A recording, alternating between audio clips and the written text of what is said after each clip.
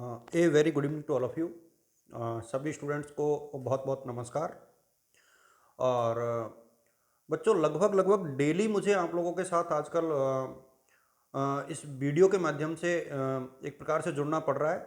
और उसका रीज़न ये है कि जो एग्ज़ाम से रिलेटेड न्यूज़ होती हैं, मुझे लगता है कि यदि आप लोग दिन में 5 मिनट जो है अपनी खबरों के लिए दे दोगे, तो किसी भी प्रकार का जो मन में भ्रम है वो आपके मन में नहीं रहेगा। इसलिए मेरा ये मानना है कि डेली के ये 5-7 मिनट आप लोग जो है मेरे साथ भी शेयर कर सकते हो, जिससे कि कॉलेजों की एग्ज़ाम से रिलेटेड हो, चाहे कंपटीशन की एग्ज़ाम से रिलेटेड हो, किसी भी प्रकार की जो एग्ज़ाम्स हैं उससे संबंधित सूचनाएं आपको मेरे माध्यम से मिल जाएंगी।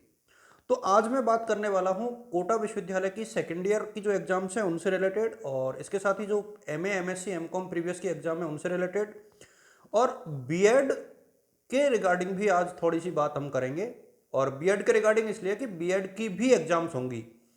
ये लगभग फाइनल हो गया है अब, क्योंकि राजस्थान यूनिवर्सिटी ने इसके रिगार्डिंग एक लेटर इशू किया है। और उस लेटर के रेफरेंस के आधार पर मैं ये कह सकता हूँ कि आप लोगों की जो बीए बीएड की फर्स्ट ईयर की एग्ज़ाम्स हैं वो भी होंगी।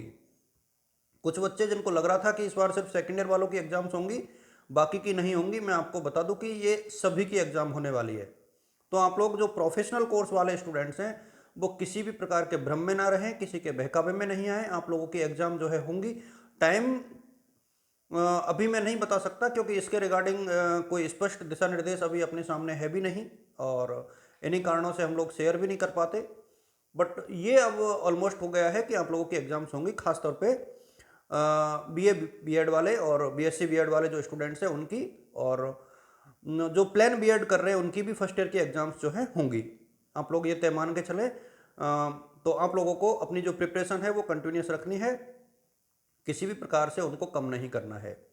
मैं सेकेंड ईयर के स्टूडेंट्स के रिगार्डिंग पुनः चर्चा करना चाहूँगा, और चर्चा को शुरू करने से पूर्व जितने भी स्टूडेंट्स देख रहे हैं, मैं सभी से ये कहना चाहूँगा कि आप लोग अपने जितने भी साथी हैं उन लोगों के साथ शेयर करें चैनल को, और उनसे कहें कि वो लोग इसे सब्सक्राइब भी करें, जिससे कि उन लोगों तक ऑथेंटिक जो वे में सूचनाएं हैं, जो इन्फॉर्मेशन हैं वो पहुंच सके, और किसी भी प्रकार के जो भ्रांति है वो एग्ज़ाम से रिलेटेड किसी के मन में ना आए।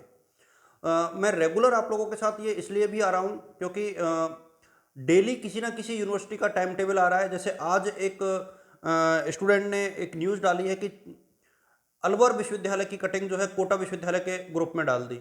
बच्चों के मध्य में इसी से कन्फ्यूजन क्रिएट हो गया। यानी एक तो आप लोग ये ध्यान रखें कि जो भी न्यूज़ आ रही है वो किस विश्वविद्यालय की है। हम लोगों का विश्वविद्यालय फिलहाल कोटा यूनिवर्सिटी है, तो कोटा यूनिवर्सिटी से रिलेटेड खबरें हैं वही हमारे काम की हैं।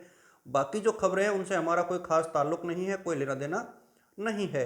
तो आपको इस चीज़ का ध्यान रखना है कि जिस विश्वविद्यालय से आप संबंध रखते हैं आपको सिर्फ उसी विश्वविद्यालय से रिलेटेड न्यूज़ के ऊपर फिलहाल फोकस करना होगा। इसके अतिरिक्त जो है आपको फोकस करने की आवश्यकता नहीं है। तो जो सेकेंड ईयर के स्टूडेंट्स हैं, एक तो मैं उनको सूचित कर दूं कि आप लोगों की जो परीक्षाएं हैं वो कभी भी शुरू हो सकती हैं 25 तारीख के बाद। 27 तारीख मैंने एक्सपेक्टेड डेट बताई थी। आप यूनिवर्सिटी ऑफ कोटा की साइट को रेगुलर देखें, दिन में एक बार 100% आप यूनिवर्सिटी ऑफ कोटा की जो साइट है उसका अवलोकन करें, क्योंकि सबसे जो मोस्ट ऑथेंटिक न्यूज़ होती हैं वो आपको कोटा यूनिवर्सिटी की साइट से ही मिलेंगी। हम लोग भी अपनी जो सूचनाएं हैं उनका भी जो सोर्स है वो कोटा विश्वविद्यालय की ही साइट होती है। बस हम उसे आप लोगों तक पहुंचाते हैं, शेयर करते हैं। अपनी तरफ से हम लोग कुछ नहीं बताते, हम सब कुछ वही बताते हैं जो कोटा यूनिवर्सिटी विद्यार्थियों के साथ शेयर करना चाहती है और शेयर करती भी है। बस फ़र्क यह है कि कोटा यूनिवर्सिटी उसे अपनी साइट पर देती है, मैं अपने चैनल के माध्यम से आप लोगों के साथ उसे शेयर करता हूँ। एक तो ये बात हो गई। इसके बाद हम लोग एक और इस बात के ऊपर डिस्कस करना चाहेंगे कि पेपर के पैटर्न पे ऊपर आपको बिल्कुल भी भ्रमित नहीं होना है। पेपर के पैटर्न के ऊपर आपको बिल्कुल भी भ्रमित नहीं होना है। पेपर का पैटर्न जो है आप लोगों का वो वही रहेगा जो बीए थर्ड ईयर का रहा है, बीएससी बीकॉम थर्ड ईयर का रहा है। वही पैटर्न एज इट इज़ आपका रहेगा। उसी पैटर्न के माध्यम से आप लोगों को अपनी एग्ज़ाम्स देनी है। और आप लोग तय मान के चलें कि जब इस पैटर्न से आप लोग एग्ज़ाम्स दोगे तो आप लोगों को सफलता जो है ज़रूर मिलेगी। सिर्फ एक यूनिट भी यदि आप अच्छे से पढ़ते हो तो भी आपका पेपर जो है अच्छा हो जाएगा। मैं पुनः एक प्रकार से दोहरा देता हूँ इस चीज़ को कि आपको पेपर का पैटर्न कैसे रखना है। देखिए, पेपर आपका अभी भी उतने ही मार्क्स का आएगा जितने का आता आया है। सिलेबस में कोई कटौती नहीं की है कोटा यूनिवर्सिटी ने, सिर्फ पेपर को सॉल्व करने के पैटर्न में बदलाव किया है। पेपर में अभी भी आपके ए बी सी जो है तीनों पार्ट्स आएंगे। आपको तीनों सेक्शंस में से किसी भी यूनिट में से कहीं से भी 50% अंकों का पेपर हल करना है। यानी यदि 100 नंबर का पेपर है तो आपको हल करना है कितने का, 50 नंबर का। यदि पेपर जो है अपना 80 का है तो 40 का, 75 का है तो आपको ये अटेम्प्ट करना है कितने का, 38 का। 50 का है तो आपको अटेम्प्ट करना है 25 का। 60 का है, जैसे जीपीएम वगैरह में 60 का होता है, तो वहां पे 30 अंकों का। यानी आपको जितना भी आपका पेपर है उसका 50% अंकों का पेपर आपको सॉल्व करना है। मैं एक चीज और आप लोगों के साथ शेयर करना चाहूंगा, एक रणनीति मैं आप लोगों के साथ शेयर करना चाहूंगा कि किस प्रकार से आप जो है अधिकतम अंक जो है प्राप्त कर सकते हैं। मैं ये कहना चाह रहा हूं कि आप लोग जो है कम से कम 2 यूनिट तैयार करें। एक यूनिट को आप बहुत अच्छे से तैयार करें, उसमें कोई किसी भी प्रकार का गैस नहीं लगाएं, और वो यूनिट जो है ऐसी होनी चाहिए जिसमें आप लोग ऑब्जर्व करें कि हर साल उसमें से एक बड़ा क्वेश्चन आना चाहिए। यानी उसमें से आप एक तो ऐसे टाइप का क्वेश्चन कर दो, 2 क्वेश्चन जो है उसी यूनिट में से आप 10-10 नंबर वाले कर लो, तो 20 + 20 यानी 40 नंबर का पेपर आपने अटेम्प्ट कर दिया।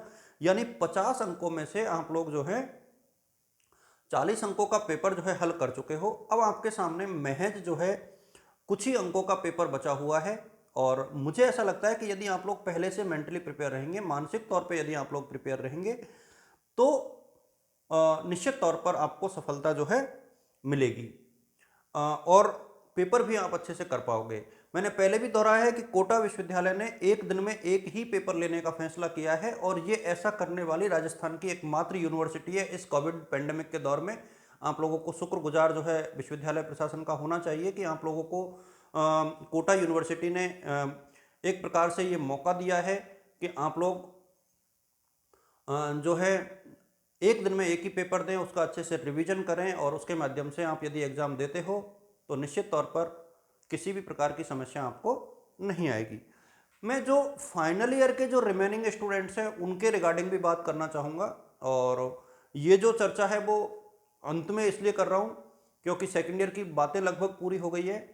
जिन बच्चों के अभी प्रैक्टिकल बचे हुए हैं, फाइल्स बची हुई हैं फाइनल ईयर वालों की, वो अपनी फाइल अपने महाविद्यालय प्रशासन में कांटेक्ट करके वहाँ पे जमा करा दे। खासतौर पे मैंने कहा है कि हर कॉलेज के अपने सिस्टम है, अपना फ्रेमवर्क है, उनकी अपनी डेट्स हैं, उनकी तिथियां हैं।